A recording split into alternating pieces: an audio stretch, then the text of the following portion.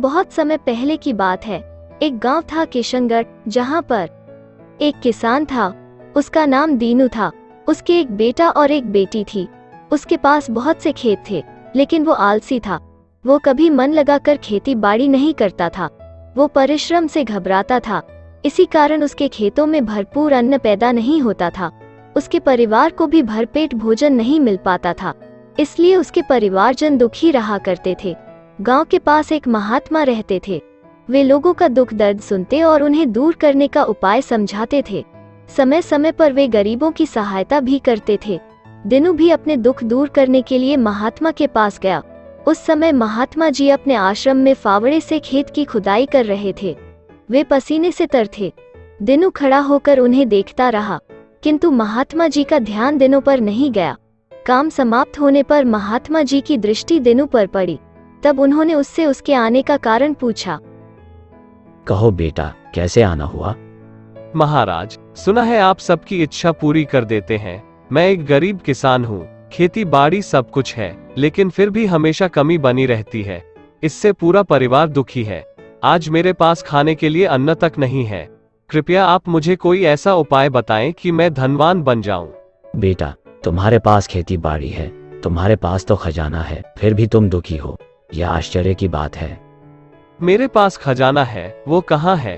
आप घर चलकर मुझे बताइए, मैं आपका जीवन भर एहसान मानूंगा। महात्मा जी ने प्यार से दीनू के सर पर हाथ फेरा और बोले, बेटा दीनू, खजाना तो तुम्हारे पास ही है, उसे सभी मेरी तरह ही देख रहे हैं।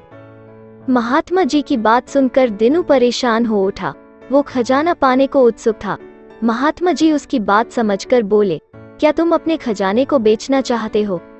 मैं उसको खरीद सकता हूँ। दीनू प्रसन्न हो गया। उसने तुरंत कहा, महात्मा जी, मैं अपनी सभी वस्तुएं बेचने को तैयार हूँ। फिर महात्मा जी दिनू से बोले, मुझे तुम्हारी एक आंख की आवश्यकता है, इसके बदले में तुम्हें 20,000 रुपए दूंगा। नहीं नहीं महाराज, एक आंख के बिना तुम्हें काना हो जाऊंगा।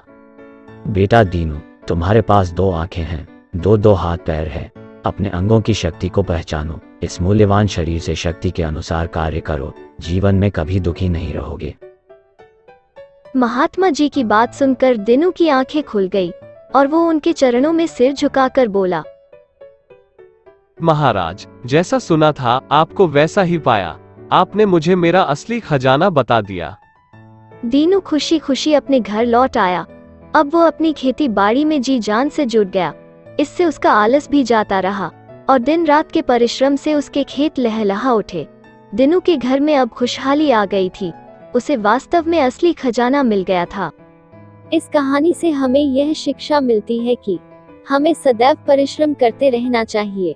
अगर आपको यह कहानी पसंद आई हो तो लाइक करिए, शेयर करिए और हमारे चैनल को सब्सक्राइब करें, जिससे आपको ऐसे ही कहानियाँ मिलती रहे।